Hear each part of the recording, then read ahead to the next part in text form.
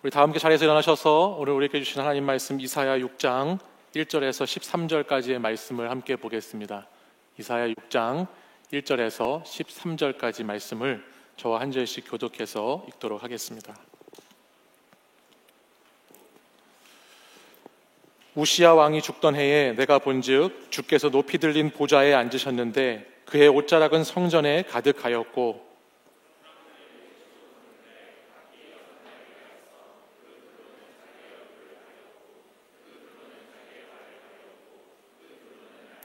서로 불러 이르되 거룩하다 거룩하다 거룩하다 만군의 여호와여 그의 영광이 온 땅에 충만하도다 하더라.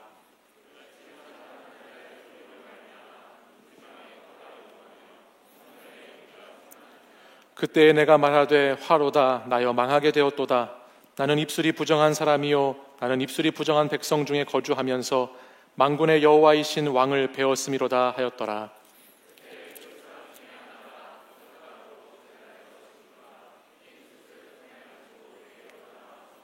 그것을 내 입술에 대며 이르되 보라 이것이 내 입에 닿았으니 내 악이 제하여졌고 내 죄가 사하여졌느니라 하더라.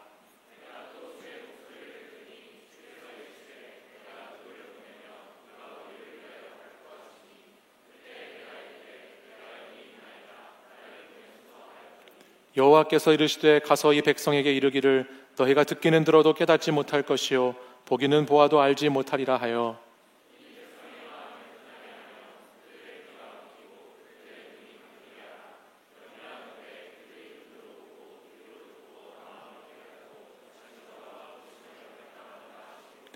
내가 이르되 주여 어느 때까지니까 하였더니 주께서 대답하시되 성읍들은 황폐하여 주민이 없으며 가옥들에는 사람이 없고 이 토지는 황폐하게 되며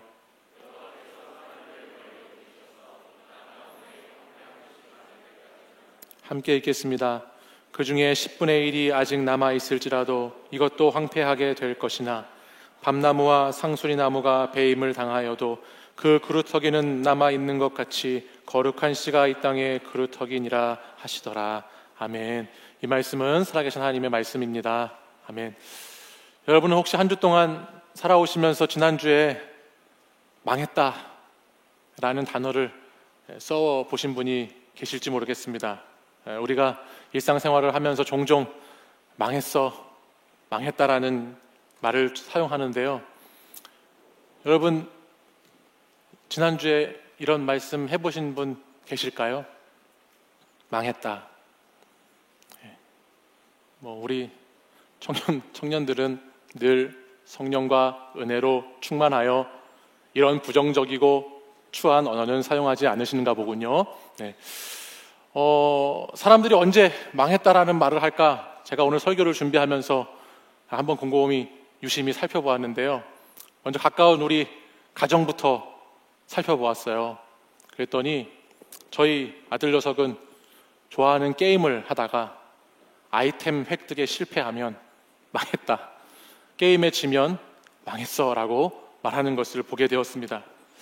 또 저희 딸은 학교에 가거나 학원에 갈 때 어떤 약속한 시간에 늦게 될 것 같을 때 빨리 엄마한테 막 수선을 부리면서 머리 좀 빨리 묶으라고 하면서 이러다가 망한다고 하는 얘기를 하는 것을 제가 지난주에 듣게 되었습니다. 아이들은 실컷 놀다가 숙제를 하라고 하거나 아니면 하고 싶지 않은 일을 시키거나 뭔가 잘못한 것에 딱 걸리게 되면 그때 망했다라는 단어를 쓰더군요. 우리들도 삶의 자리에서 이런 망했다라고 하는 말들을 많이 쓰는 것 같아요. 머리가 좀 내 마음에 들지 않게 됐을 때 망했다라고 하기도 하고 물건을 잘못 샀을 때도 그런 말을 쓰기도 하고 또 뽑기에서 뽑기가 잘 안 돼도 망했다라고 말을 하기도 하죠. 시험에 잘 못 보거나 취직이 잘 안 되거나 또는 투자했던 어떤 것이 잘못됐을 때 정책이 나라의 정부의 정책이 마음에 들지 않을 때 나라가 망했다라는 이야기도 하고 뭔가 잘못하다가 걸렸을 때 이런 이야기들을 종종 하곤 하는 것을 봅니다.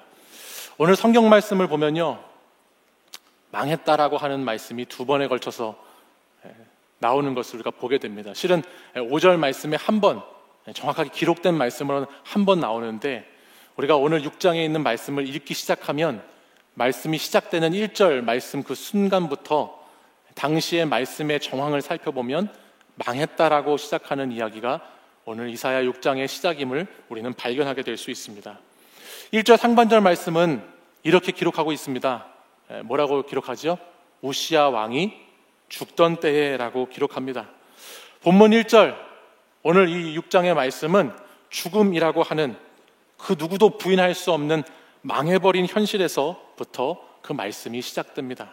앞에서 말씀드렸다시피 망했다는 표현은 우리가 어떤 것을 기대하고 바랬는데 이루어지지 않았다거나 예상치 못한 일이 갑자기 생겼을 때 그런 단어를 쓰는데, 죽음만큼 우리가 기대하지 않고 예상치 못한 일이 없지 않습니까?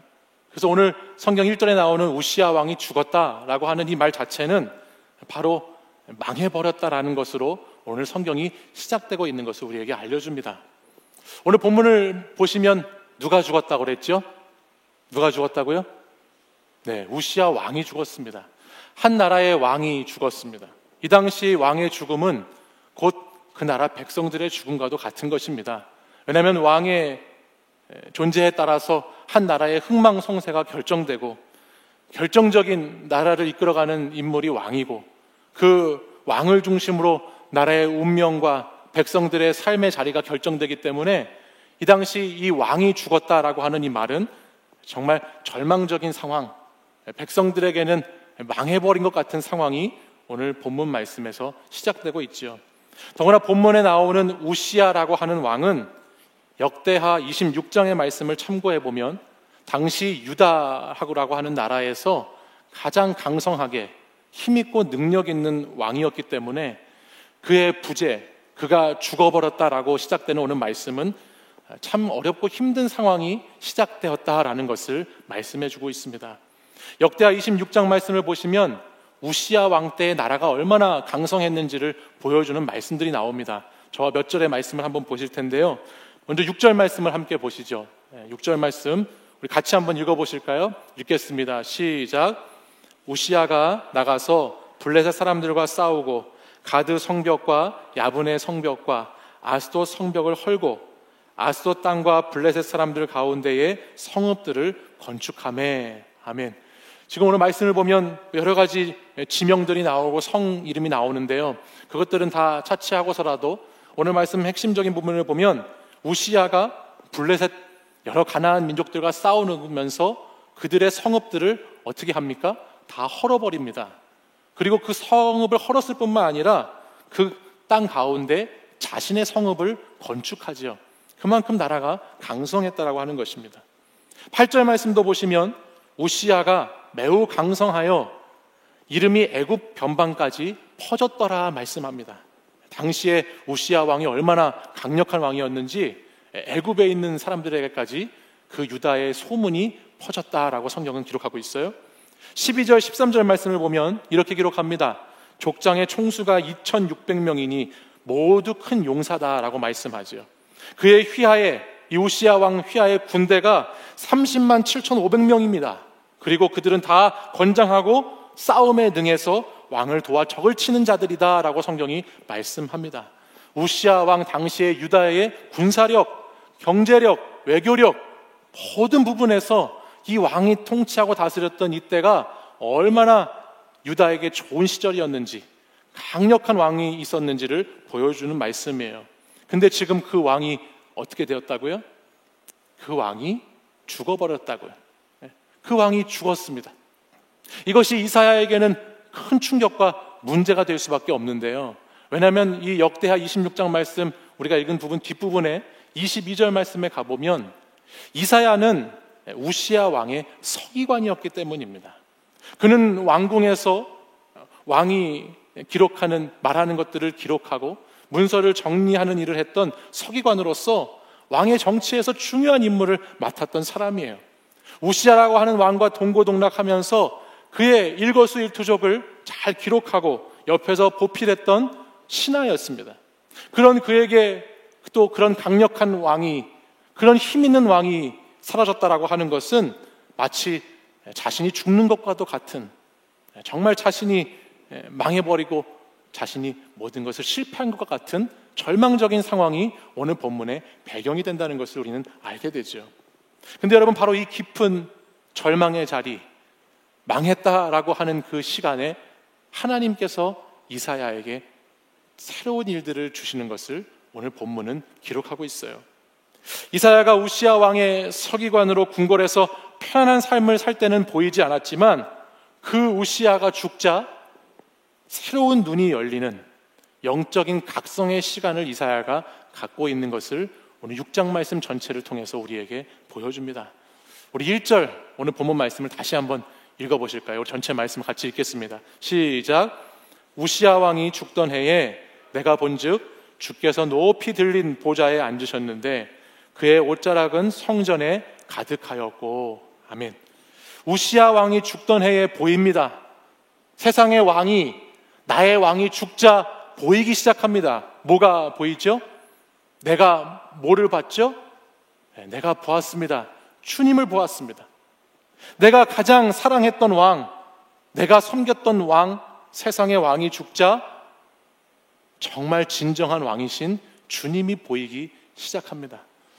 청년들을 만나다 보면 많은 청년들이 하는 말 가운데 하나가 내가 어떻게 사는 것이 하나님의 뜻대로 사는 것인지가 궁금하다. 내가 어떻게 내 소명이 무엇인지를 발견하고 싶다라고 하는 말을 하는 청년들을 만나게 돼요.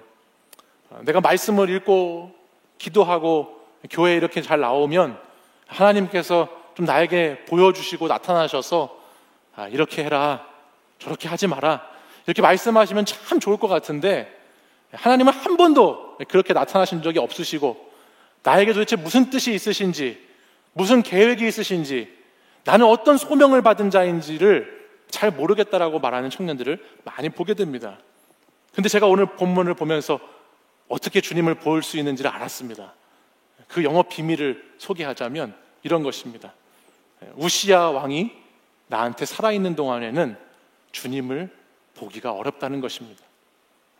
내 삶의 자리에 우시야가 살아있으면, 내 삶의 자리 가운데 우시야가 시퍼렇게 살아있으면 우리가 정말 봐야 되고 우리가 정말 만나야 하는 주님을 만나기가 어렵다라는 것입니다.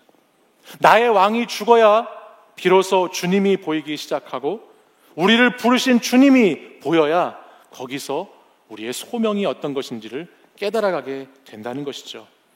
이사야는 우시야가 죽던 해에 우시야 왕이 죽자 주님을 봅니다. 그리고 주님을 마주하게 되죠. 이제 새로운 영적인 눈이 열리고 영적 각성이 일어나기 시작하는 것이에요.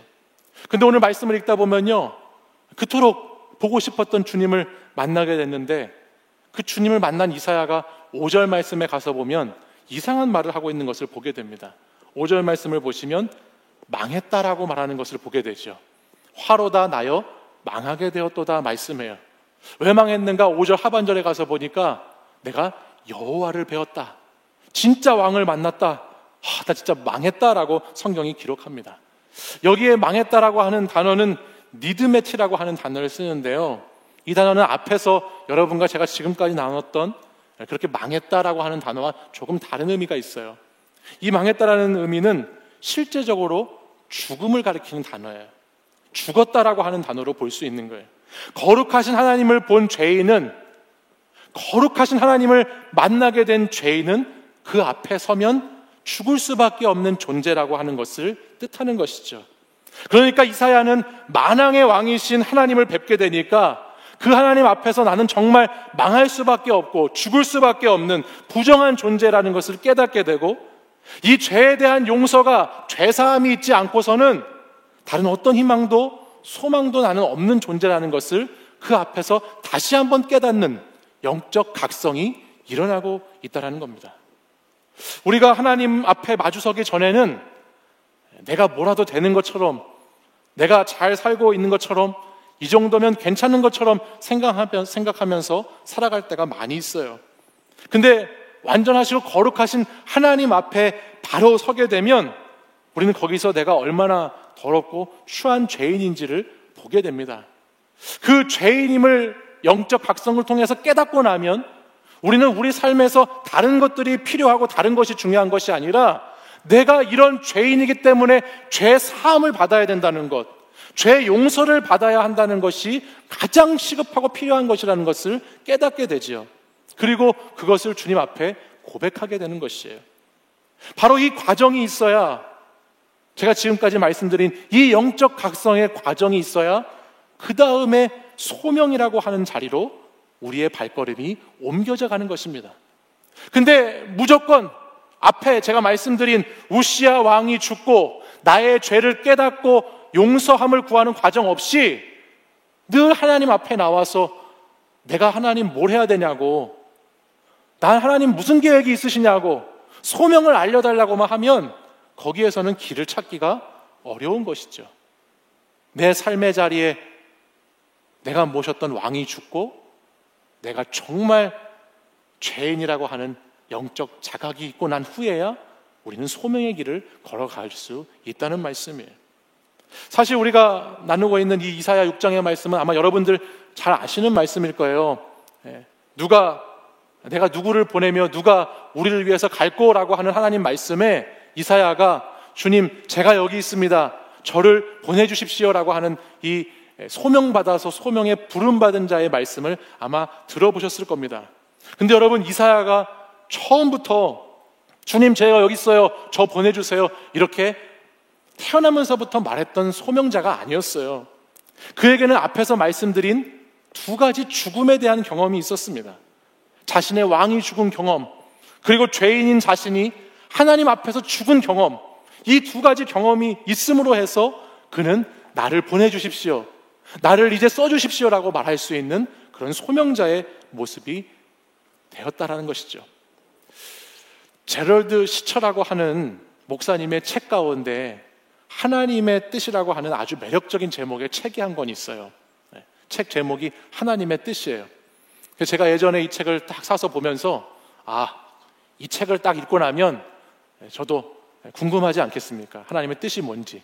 이 책 한 권 딱 읽고 나면 뜻을 발견할 수 있겠구나 라는 마음으로 이 책을 쭉 읽어봤습니다.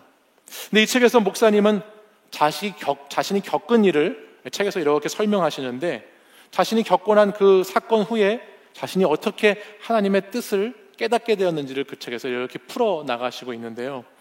하루는 목사님께서 주말에 가족들과 모임에 다녀오시다가 교통사고를 당하게 됩니다. 고속도로를 시속 137km로 달리던 한 음주운전자가 중앙선을 침범해서 이 목사님의 차량과 부딪히게 됩니다. 그래서 그 순간에 목사님은 사랑하는 아내와 두 딸, 그리고 마침 그 주간에 자신의 집에 오셨다가 차를 타고 함께 나가셨던 어머니를 한순간에 잃게 되는 아픔을 경험합니다. 그동안에 행복하고 평안했던 삶이 완전히 무참히 짓밟혀버리고 깨어져 버리게 되는 상황이 펼쳐지게 된 것이지요. 도무지 이해할 수 없고 받아들이기 힘든 상황 앞에 놓였습니다.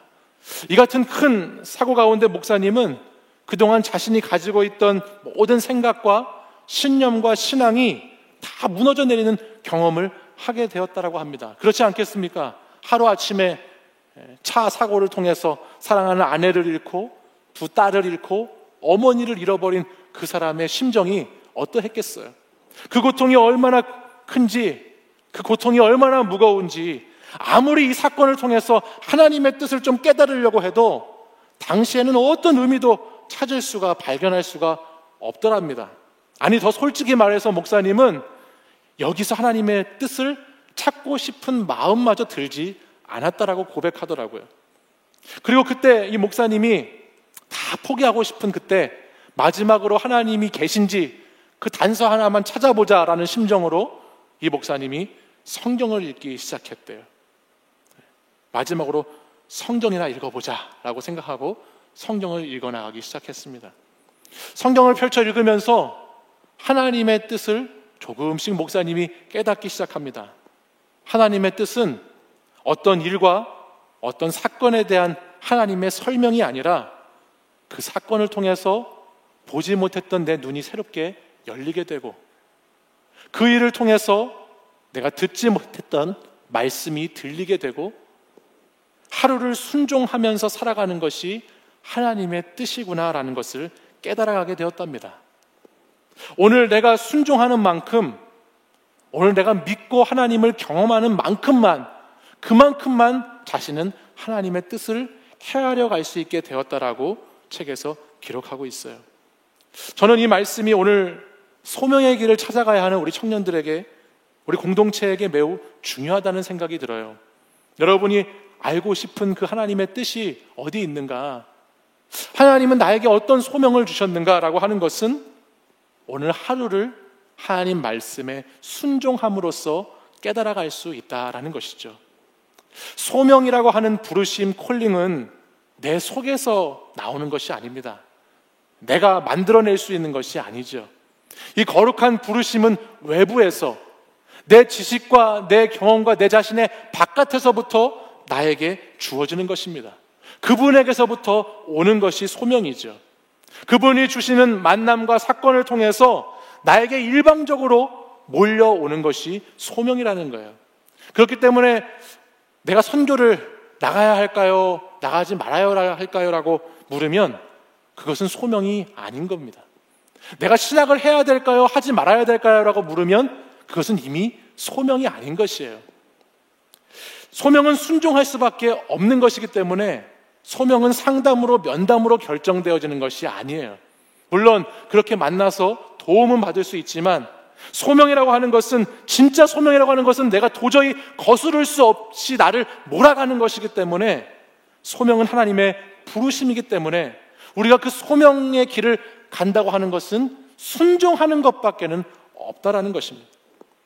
사랑하는 여러분, 우리들에게도, 우리의 각자의 삶의 자리에도 하나님이 몰아가시는 삶의 정황이라는 것이 있습니다. 내가 원하든지 원하지 않든지 오늘 여러분을 이끌어 가시는, 인도해 가시는 하나님의 인도하심이 있어요.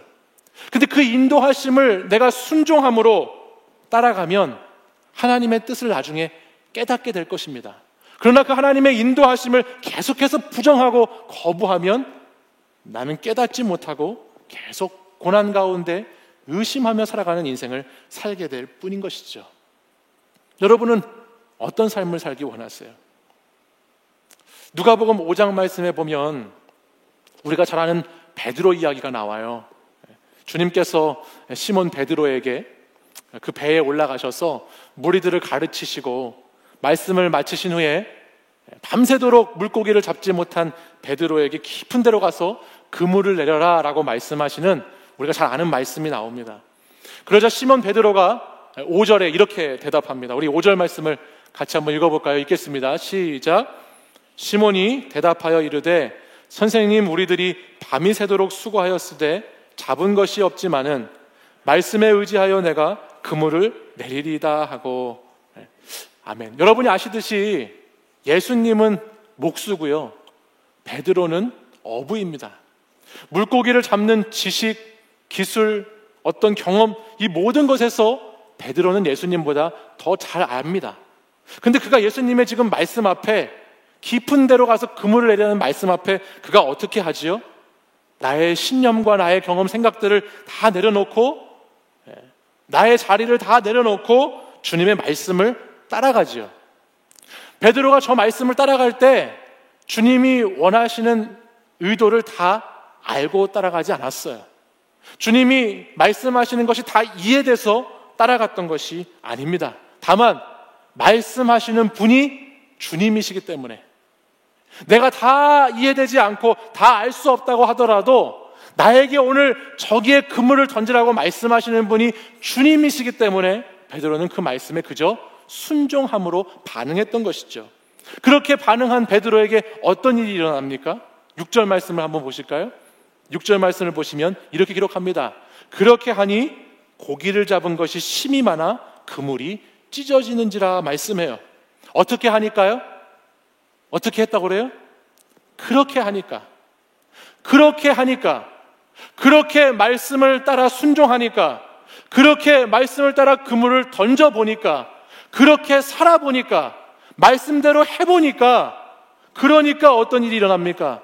그물이 찢어질 만큼 고기를 잡게 되었단 말씀합니다.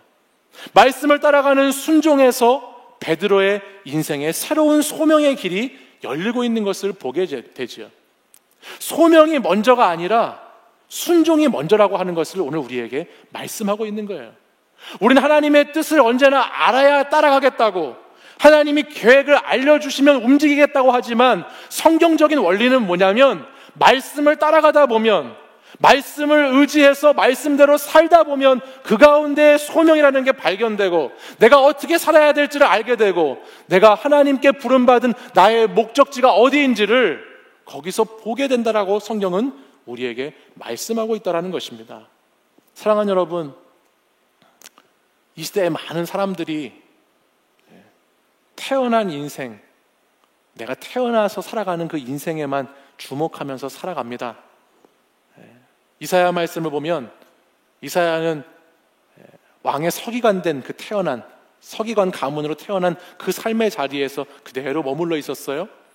오늘 누가복음에서 나오는 베드로를 보면, 베드로는 어부로 태어난 그 인생의 자리에서 그 태어난 인생을 살아가는 모습을 보여주죠.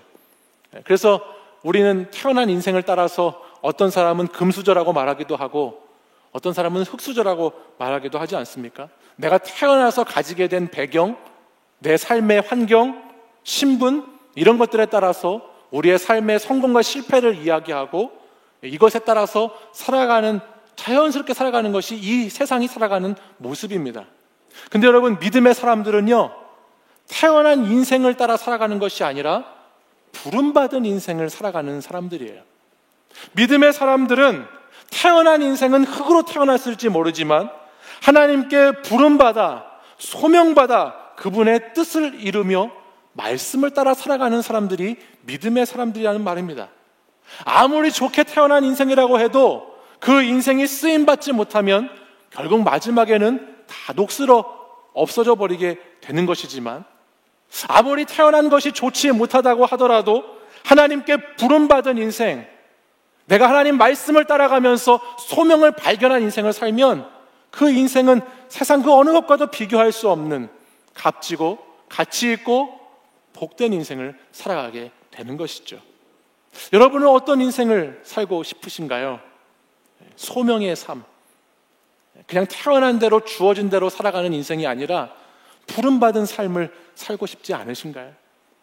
오늘 부름받은 삶을 살기 위해서는 하나님의 말씀에 순종하는 것이 꼭 필요한 줄 믿습니다.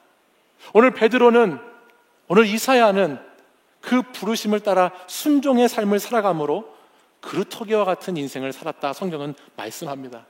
오늘 이사야 6장 13절 말씀에 가서 보면 이 이사야의 이 소명이 있는 장면의 말씀의 마지막 부분에 그가 거룩한 씨로 이 땅의 그루터기가 되었다라고 하는 말씀이 나와요.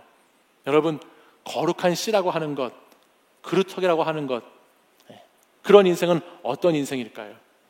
여러분, 씨는 심겨져야 열매를 보게 되죠. 씨가 심겨진다고 하는 것은 씨가 어떻게 되는 것을 말하는 줄 아세요? 씨가 땅에서 죽는 것을 말하는 거예요. 내가 죽고 예수 그리스도로 살을 때, 그때 우리는 우리 자신에게 주어진 소명을 알게 되고 거기서 나는 열매를 통해서 하나님과 사람들에게 영광과 은혜의 삶을 나누는 삶을 살게 되는 줄 믿습니다. 여러분, 우시야 왕이 죽어야 주님을 보게 되는 것을 꼭 기억하십시오. 우리가 어떻게 주님을 볼 수 있을까? 우시야 왕이 죽어야 주님을 볼 수 있습니다. 주님을 만나 죄사함을 받아야 소명의 길이 열리게 됩니다. 그 소명의 길은 다 알아서 다 이해돼서 가는 것이 아니라 순종으로만 걸어갈 수 있는 것이 소명의 길입니다. 그분의 말씀에 순종하여 태어난 인생의 삶뿐만 아니라 부름받은 인생의 삶을 살아내는 것, 그것이 영적인 깨어남을 살아가는 청년들의 삶의 모습인 줄 믿습니다. 오늘도 여러분 주님을 바라보시기 바랍니다. 어려운 상황 가운데, 힘든 삶의 자리 가운데 주님을 바라보시고 내가 여기 있습니다, 나를 보내소서라고 하는 이 말씀을 따라서 말씀 따라 순종해 보시길 바랍니다. 베드로처럼 깊은 곳에 그물을 던져보라고 말씀하시는 그 주님의 말씀 따라 여러분의 삶을 살아가 보시기를 바랍니다. 그렇게 순종할 때, 그렇게 하니 하나님의 뜻이 무엇인지, 하나님이 나를 향한 계획이 어떤 것이었는지 그렇게 하니 깨닫게 되고, 그렇게 하니 알게 되는 때가 반드시 오게 될 줄 믿습니다. 여러분, 순종이 먼저입니다. 하나님 말씀, 하나님의 음성을 잘 듣고 그것에 귀 기울여 순종하면 내 생각과 내 한계를 넘어서는 놀라운 하나님의 능력이 나타나고, 놀라운 하나님의 은혜가 저와 여러분의 삶의 자리 가운데 가득 채워지게 될 줄 믿습니다. 오늘도 여러분들이 믿음으로 깊은 곳에 그물을 던져서 하나님의 순종함의 능력이 어떠한 것인지를 경험하고 하나님께 쓰임받는 귀한 소명자의 삶을 살아가는 청년들이 되시기를 간절히 바랍니다. 우리 함께 자리에서 일어나셔서, 가능하신 분들 일어나셔서 우리 찬양 고백하고 기도하겠습니다.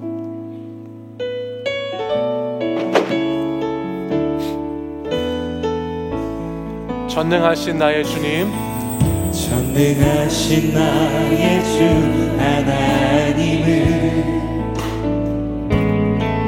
능치 못하실 일 전혀 없네.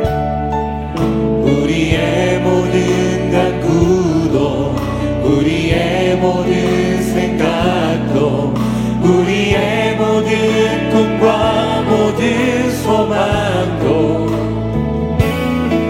신실하신 나의 주 하나님은 우리의 모든 괴로움 바꿀 수 있네. 불가능한 일 행하시고 죽은 자를 일으키시니 주를 이길 자 아무도 없네. 주의 말씀 의지하여, 주의 말씀 의지하여 깊은 곳에 금을 던져 오늘 그가 놀라운 일을 이루시는 것 보라. 주의 말씀 의지하여 믿음으로 금을 던져 믿는 자에게 능치 못함 없네. 전능하신 나의 주, 전능하신 나의 주 하나님은 능치 못하실 일 전혀 없네. 우리의 모든 간구도, 우리의 모든 생각도, 우리의 모든 꿈과 모든 소망도 신실하신 주님, 신실하신 나의 주 하나님은 우리의 모든 괴로움 바꿀 수 있네. 불가능한 일 행하시고 죽은 자를 일으키시니 그를 이길 자 아무도 없네. 주의 말씀 의지하여, 주의 말씀 의지하여 깊은 곳에 금을 던져 오늘 그가 놀라운 일을 이루시는 것 보라. 주의 말씀 의지하여 믿음으로 금을 던져 믿는 자에게 능치 못함. 주의 말씀 의지하여, 주의 말씀 의지하여 깊은 곳에 금을 던져 오늘 그가 놀라운 일을 이루시는 것 보라.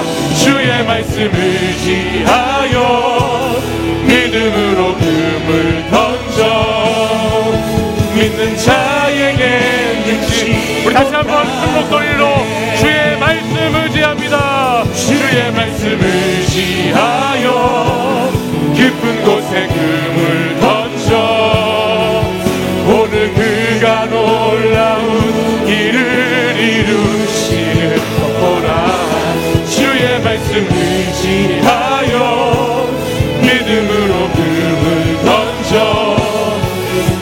믿는 자에게. 우리 마지막으로 두 손 들고 고백하겠습니다. 주의 말씀 의지하여, 주의 말씀 의지하여 깊은 곳에 금을 던져 오늘 그가 놀라운 일을 이루시는 것 보라. 주의 말씀 의지하여 믿음으로 금을 던져 믿는 자에게 능치 못함 없네. 우리 이 시간 가슴에 손을 얹고 같이 한번 기도하기 원합니다. 이 시간 기도할 때 하나님께서는 오늘도 하나님이 보내시고자 하는 한 사람, 하나님의 일을 감당하고 하나님의 사역에 동참하고 하나님의 선교의 일에 함께할 사람을 찾고 계십니다. 오늘 그 부르심 앞에 이사야는 주님, 제가 여기 있습니다. 저를 보내주십시오라고 믿음으로 고백했습니다.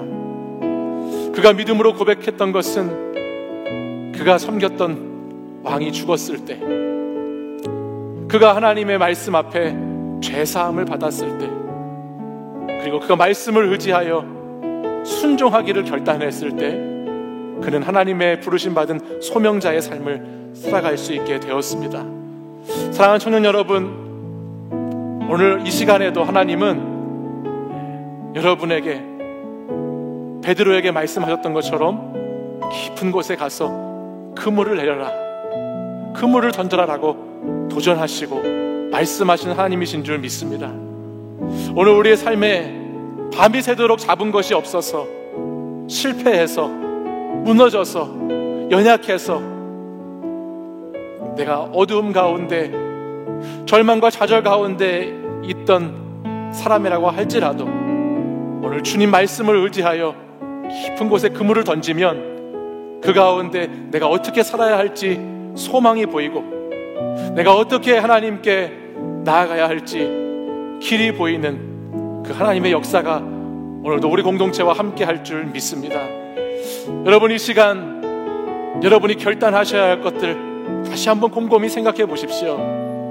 내가 주님 앞에 순종해야 할 제목들을 다시 한번 곰곰이 마음에 새겨 보십시오. 주님이 오늘 이 시간 여러분에게 어떤 순종을 원하시는지, 말씀을 의지해서 어떤 인생을 살아가기를 원하시는지 여러분 다시 한번 곰곰이 고민해 보시는 시간이 되시길 바랍니다. 그리고 그 고민을 주님 앞에 내어놓고, 주님, 제 힘으로는 순종할 수 없지만은, 제 능력으로는 감당할 수 없지만은 오늘 말씀을 의지해서 제가 그물을 던지겠습니다. 말씀을 의지해서 주님 살아보겠습니다. 그때 주님 저의 길을 인도해 주십시오. 저의 길을 이끌어 주십시오라고 기도하는 자가 되기를 원합니다. 이제 우리 가슴에 손을 얹고 이런 기도 제목 가지고 우리 주여 한번 부르짖고 간절히 함께 기도하시겠습니다. 주여, 오 거룩하신 아버지 하나님, 오늘도 주님 사랑하시는 우리 청년들이 하나님 아버지 소명의 삶을 살기를 원합니다. 우리 청년들이 하나님의 말씀을 깨닫고 말씀을 따라 순종하며 부름받은 인생의 삶을 살아내기를 원합니다. 주님, 제가 여기 있습니다. 저를 보내주십시오라고 말씀하시니 그 어떤 것도 막을 수 없는 그 강력한 하나님의 권능에 앞에 순종할 수 있기를 원합니다. 내 삶의 기분에 따라 환경에 따라 변하는 그런 순종이 아니라 변치 않는 순종, 말씀에 대한 순종, 믿음으로 하는 순종의 삶을 살기를 아버지 이 시간 결단하며 기도하오니 주여, 우리 사랑하는 청년들 그 순종함으로 소명받아 살아갈 수 있도록 아버지 인도해 주시옵소서. 오늘 이 시간 나에게 말씀하신 하나님, 오늘 이 시간 나에게 결단하라고 말씀하시는 하나님, 아버지 이 시간 주의 말씀을 붙잡고 아버지 말씀을 의지해서 순종하며 나아갑니다. 나의 생각도 나의 경험도 나의 신앙도 다 내려놓고 하나님 다 이해돼서가 아니라 다 알아서가 아니라 주님이 말씀하시기 때문에 그 말씀 앞에 순종해 나가기를 원합니다. 주님 순종할 수밖에 없는 하나님, 그 말씀 붙잡게 하여 주시옵소서. 내가 아버지 앞에 고민하는 나지 않게 하시옵소서. 내가 아버지 앞에 갈등하지 않게 하시고 주님 하나님 한 분만 말씀 붙잡고 따라갈 수 있도록 그리스도의 길을 따라갈 수 있도록 하나님 인도해 주시기를 원합니다. 주여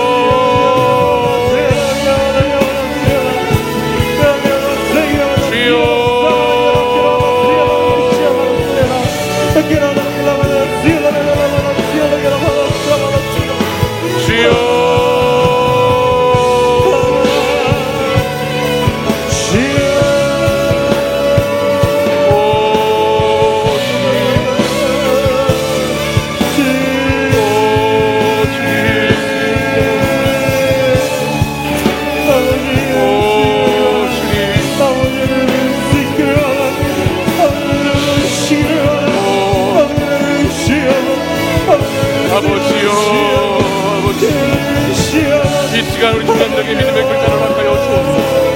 이 시간 우리 청년들에게 말씀의 결단을 허락하여 주시옵소서. 하나님 말씀의 손을 우리 가운데 충만하게 역사해 주옵소서.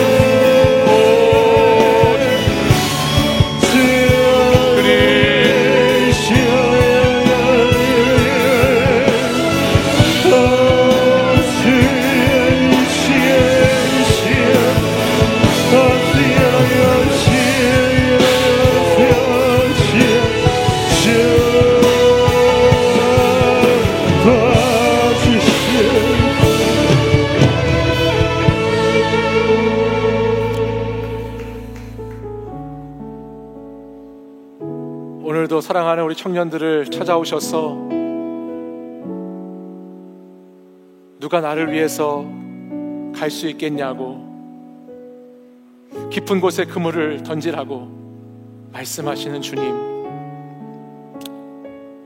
이 시간 주님의 말씀을 의지해서 나의 지식과 나의 경험과 나의 신앙을 의지하는 것이 아니라 주님의 말씀을 의지해서 다시 순종의 제목들을 찾게 하시니 감사를 드립니다. 주님, 다른 세상 어떤 것 그것들을 왕으로 섬기지 않게 하시고 주님 앞에, 거룩하신 주님 앞에 선 한 사람으로서 주님 말씀을 따라 순종할 수 있는 믿음의 사람들 될 수 있도록 인도하여 주시옵소서.